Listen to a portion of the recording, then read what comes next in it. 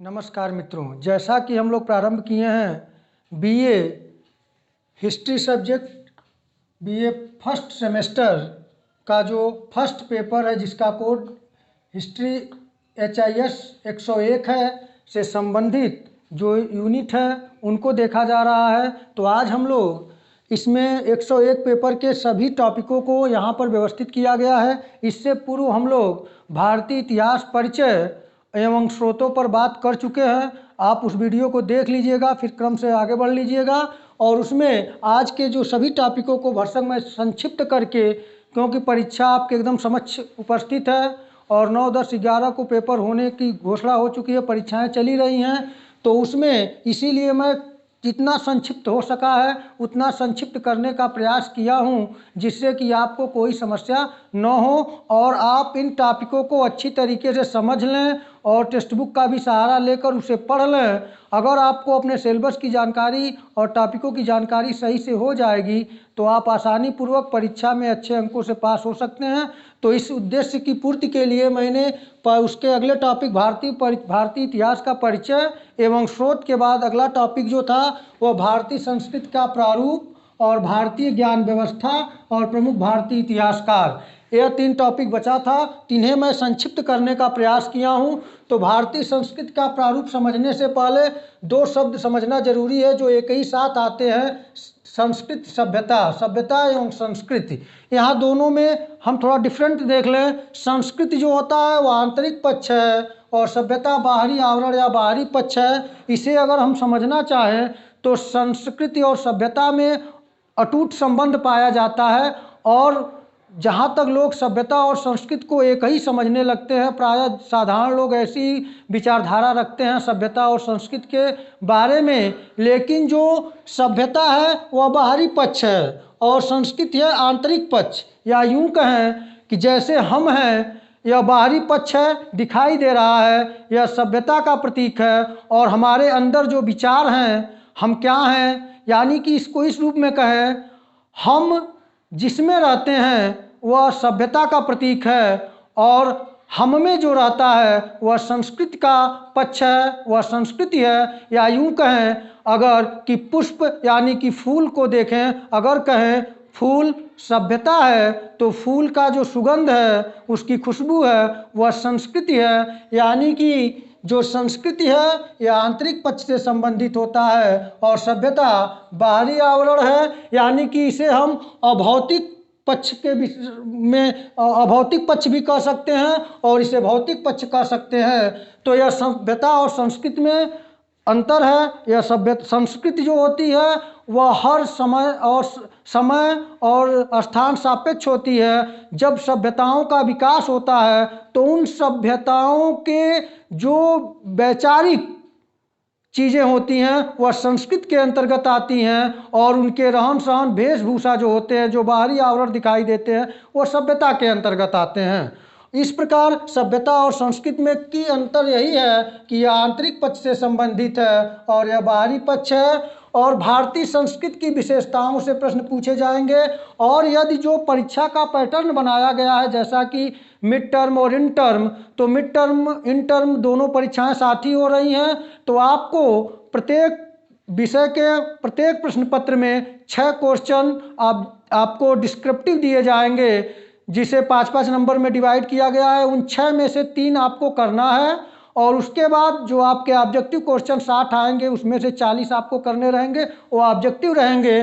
तो मैं बता रहा हूँ किस प्रकार से, अगर मान लीजिए आपसे सभ्यता एवं संस्कृति में अंतर पूछे तो आप स्पष्टतः सभ्यता को बाहरी आवरण के रूप में, भौतिकता के रूप में दिखाएंगे और संस्कृत के अंतर्गत आंतरिक पक्षों को दिखाया जाएगा।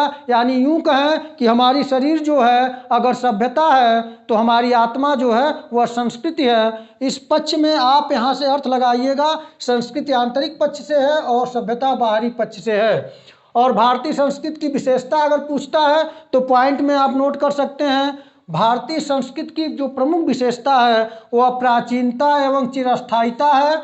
इसका पुष्टि आप खुद कर सकते हैं, देख सकते हैं कि प्राचीन समय से वैदिक काल से लेकर आज तक भारतीय सभ्यता संस्कृति में जो गुण थे आज भी किसी न किसी रूप में वो विद्यमान हैं। इतने विदेशी आक्रांताओं का आगमन हुआ, आक्रमण हुए, संस्कृतियों का आदान प्रदान हुआ, उसके बाद भी हमें आज भारतीय संस्कृति की विशेषता यानी प्राचीनता, प्राचीन स्वरूप दिखाई देता है। यानी इसे कह सकते हैं कि प्राचीनता एवं चिरस्थायिता भारतीय संस्कृति की एक प्रमुख विशेषता है। दूसरा आध्यात्मिकता है। भारतीय संस्कृति का प्रत्यक्षतः संपर्क जो है, संबंध जो है वह कहीं न कहीं आध्यात्मिकता से है। आध्यात्मिकता में भारतीय संस्कृति अगर देखा जाए तो आदर्शवादी विचारधारा से एकदम प्रभावित रही है। उसे मानती है कि भारतीय संस्कृति जो है अभौतिक पक्षों को अधिक महत्वपूर्ण दिया जाता है। हमारे यहाँ बाहरी आवरण के दिखावा में शुद्धता को नहीं प्रत्येक माना जाता है, जबकि आंतरिक मन की पवित्रता को माना जाता है। तो भारतीय संस्कृति की आध्यात्मिकता एक प्रमुख विशेषता है। और सहिष्णुता, सहिष्णुता जैसा कि शाब्दिक अर्थ है सहन करना, भारत में सहिष्णुता प्राचीन काल से ही आज तक विद्यमान है। विश्व में भारत ही एक ऐसा देश है जहाँ पे हर संप्रदाय, हर धर्म के लोग आपको एक साथ भाईचारे से रहते हुए मिल जाएंगे। इस समय कुछ उग्रता आई है जो कि हानिकारक है, हमारा बात उस पर नहीं है। हमारा बात जो है, हम लोगों का मुख्य बिंदु है भारतीय संस्कृति की विशेषताओं पर। तो सहिष्णुता यानी आपस में भाईचारा की भावना भारतीय संस्कृति की एक प्रमुख विशेषता है। और विविधता में एकता अपने आप ही स्पष्ट है कि अगर भारत एक सहिष्णु संस्कृति वाला देश है तो यहाँ स्वाभाविक सी बात है कि यहाँ हर धर्म, हर संप्रदाय, हर संस्कृति के लोगों का यहाँ पर स्वागत रहता है, यहाँ रहते हैं। यानी भारत विविधताओं में एकताओं वाला, संस्कृति वाला एक देश है। और ग्रहणशीलता, आप इसी बात से अंदाज़ा लगा सकते हैं कि प्राचीन भारत की अतुल संपदा से आकृष्ट होकर, लालच में आकर इतने विदेशी आक्रांता आए और कुछ तो लूट कर गए, उसके बाद भी कुछ आए भारत में रह भी गए, उसके बाद भी आज भी उनके कुछ सांस्कृतिक आदान प्रदान हुआ। यानी कि कहीं न कहीं भारतीय संस्कृति की यह विशेषता रही है कि इसमें ग्रहणशीलता पाई जाती है। यह अन्य धर्मों की अच्छी बातों को, अन्य संस्कृतियों के अच्छी बातों को यह शामिल करता है, ग्रहण करता है। तो यह एक प्रमुख गुण है। इसी ग्रहणशीलता के वजह से अधिक है कि भारतीय सभ्यता एवं संस्कृति प्राचीनता से आज तक भी अपने स्वरूप में, उसी रूप में विद्यमान है। और विश्व बंधुत्व, यह भारतीय संस्कृति की सबसे प्रमुख विशेषता है। विश्व बंधुत्व यानी कि विश्व के सभी लोग आपस में भाई हैं, भाईचारे की भावना। जैसे सहिष्णुता के वक्त में बताया कि सहिष्णुता यानी कि सभी धर्मों के लोगों को सहन करने की शक्ति भारतीयों में है, लेकिन भारतीयों की संस्कृति को अन्य धर्म के लोग, अन्य संस्कृतियों के लोग जिस रूप में स्वीकार करना चाहिए वह नहीं कर पाए हैं। लेकिन आगे आने वाले समय में भारतीय संस्कृति की विशेषताएं चारों तरफ फैली नजर आएंगी, क्योंकि भारतीय संस्कृति की जो प्रमुख विशेषता है उसमें एक विश्व बंधुत्व की भावना है कि सबको आदर सत्कार दिया जाता है। इस प्रकार अगला है परोपकारिता, यानी दूसरों की भलाई। यह दूसरों की भलाई की ही देन है कि अगर कोई संकटकालीन कोई आक्रांता भी आया तो भारतीय उसे स्वीकार किए, उसका परोपकार करने की भावना जो थी उसके वजह से। लेकिन उन लोगों ने कहीं न कहीं भारतीयों के साथ छल किया, धोखा किया। लेकिन आज भी भारत में परोपकारिता भारतीय संस्कृति में पाई जाती है। और एक भावना है अतिथि देवो भव। भारतीय संस्कृति की प्रमुख विशेषता अतिथि देवो भव है कि प्राचीन समय से भारत में अतिथियों का स्वागत किया जाता है। या वैदिक युग में लें हम, तब से लेकर अब तक कहीं न कहीं अतिथि देवो भव की भावना भारतीय संस्कृति की एक प्रमुख विशेषता है। तो यह भारतीय संस्कृत की जो विशेषताएं थी वो इन बिंदुओं के माध्यम से मैं समझाने का, क्योंकि परीक्षा समय सामने है इसलिए आप इसे शार्ट रूप में समझें। आपको देखना है कि यहाँ से पूछा जा सकता है संस्कृति और सभ्यता में अंतर प्रश्न बनेगा तो आप कर लेंगे। और उसके बाद भारतीय संस्कृति की विशेषताओं से अगर क्वेश्चन आता है तो आप इसे इन बिंदुओं के माध्यम से आप लिख सकते हैं परीक्षा में। अगर आपसे ऑब्जेक्टिव पूछ दे कि निम्न में से भारतीय संस्कृति की कौन सी विशेषता है, तो इनमें से जो बिंदु मिलेगा, जो चीज़ें उसमें रहेंगी, आप उसे आराम से सॉल्व कर लेंगे, हल कर लेंगे। अगला है ज्ञान व्यवस्था। जो भारतीय ज्ञान व्यवस्था है वह भारतीय ज्ञान व्यवस्था बहुत ही प्राचीन ज्ञान व्यवस्था है। विश्व में अनेक देशों में जब सभ्यता की बातें नहीं थी, लोग जंगली जीवन व्यतीत करते थे, तब भारतीय ज्ञान व्यवस्था अपने चरम पे थी। और भारतीय ज्ञान व्यवस्था वेदों पर आधारित है, पुराणों पर है, सूत्रों पर है, उपनिषदों, बौद्ध एवं जैन मतों पर, ईरानी एवं यूनानी, इस्लामिक और अंग्रेजी, यानी कि भारतीय ज्ञान व्यवस्था में सबको स्थान मिला हुआ है।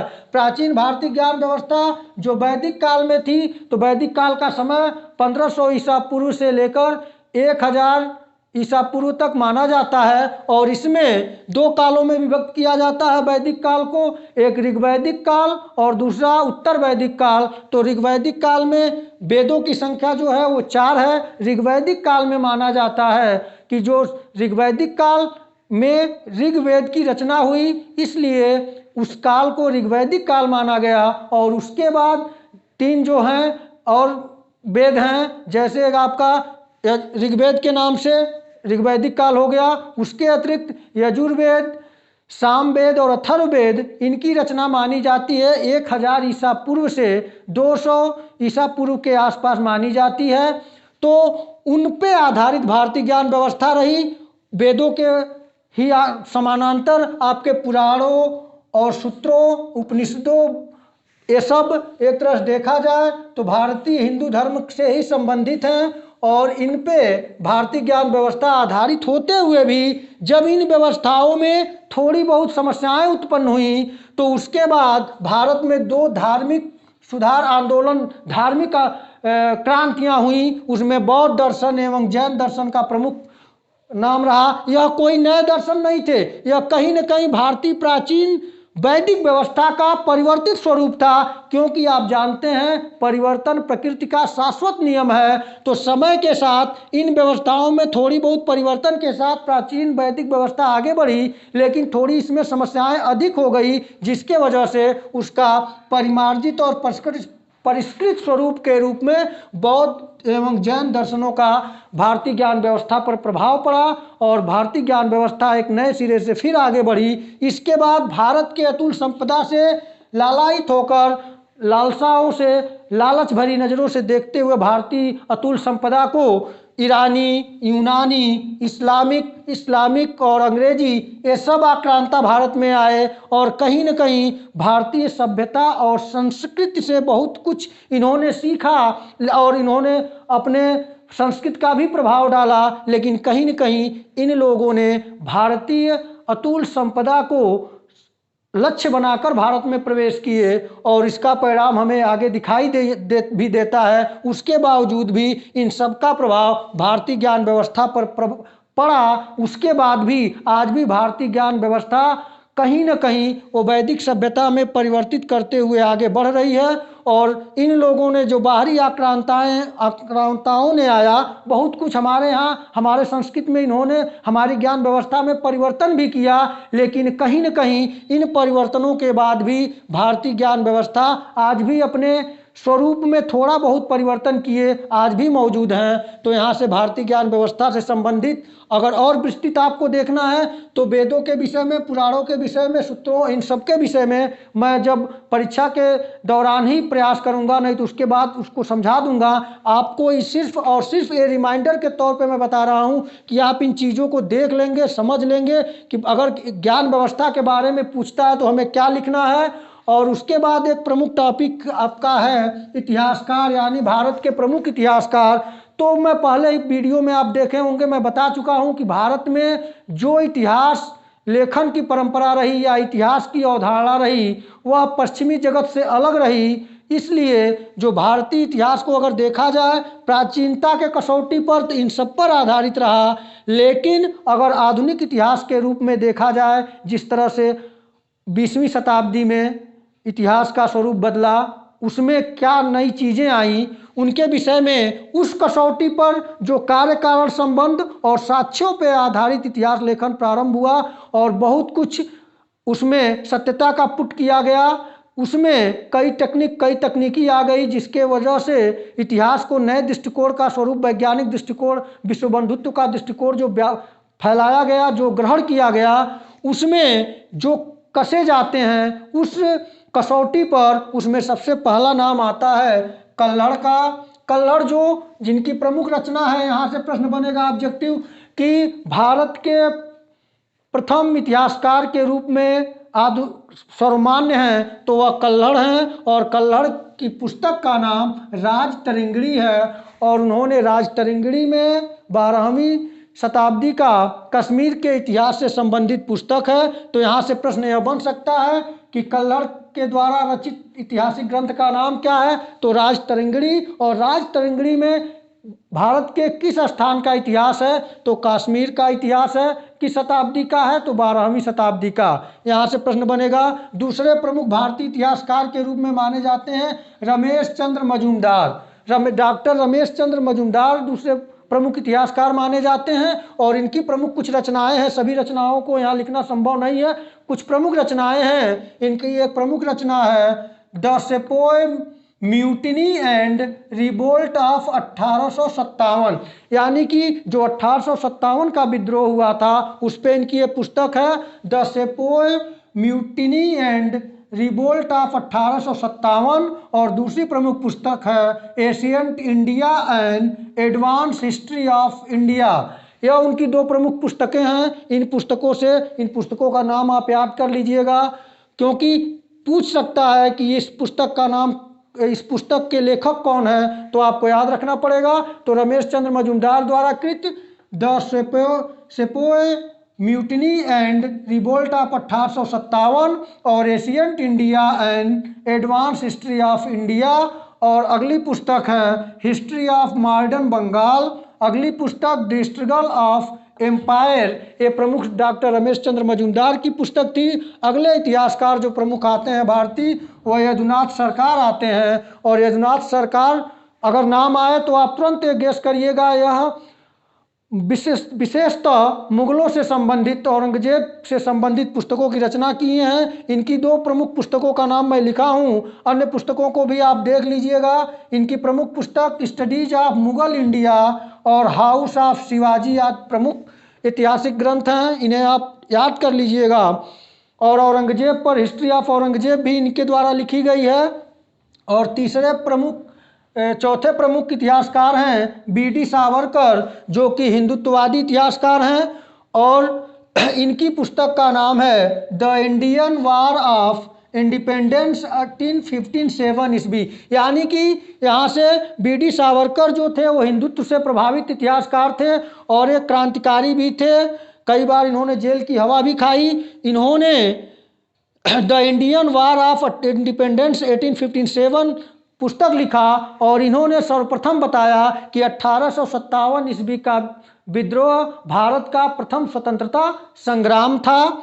इसके बाद एक प्रमुख नाम है काशी प्रसाद जायसवाल। तो काशी प्रसाद जायसवाल जी की प्रमुख पुस्तक है Hindu polity and imperial history of India.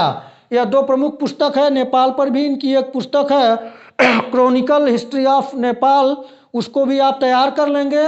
तो मैं संक्षिप्त तरीके से सिर्फ यह बताने का प्रयास किया हूँ कि आपके जो इंट्रोडक्शन स्टडी आप जो हिस्ट्री का है, हिस्ट्री से जो रिलेटेड आपसे इंट्रोडक्शन किया जाएगा, हिस्ट्री से संबंधित जो फर्स्ट पेपर है, जिन बच्चों ने हिस्ट्री को अपना प्रमुख सब्जेक्ट समझते हुए 1 नंबर पर चयन किया है तो उन्हें तीनों का देना है। तो उसमें 101 इंट्रोडक्शन का जो था टॉपिक था वह यही टॉपिक है। पहला टॉपिक इसके पहले की वीडियो में मैं बनाया हूँ, उसमें भारतीय इतिहास का परिचय एवं स्रोत। उसके बाद ये 3 प्रमुख टॉपिक हैं, भारतीय संस्कृति का प्रारूप, ज्ञान व्यवस्था एवं इतिहासकार। इसके अंतर्गत आप संस्कृति और सभ्यता को समझें, फिर उसके बाद भारतीय संस्कृति की विशेषताओं को, फिर ज्ञान व्यवस्था किस प्रकार भारतीय ज्ञान व्यवस्था वेदों पर आधारित हुई और उसके बाद बढ़ते हुए यहाँ तक आई है। और इतिहासकार में जो प्रमुख हैं कल्हड़ हैं, डॉक्टर रमेश चंद्र मजूमदार और आपके यदुनाथ सरकार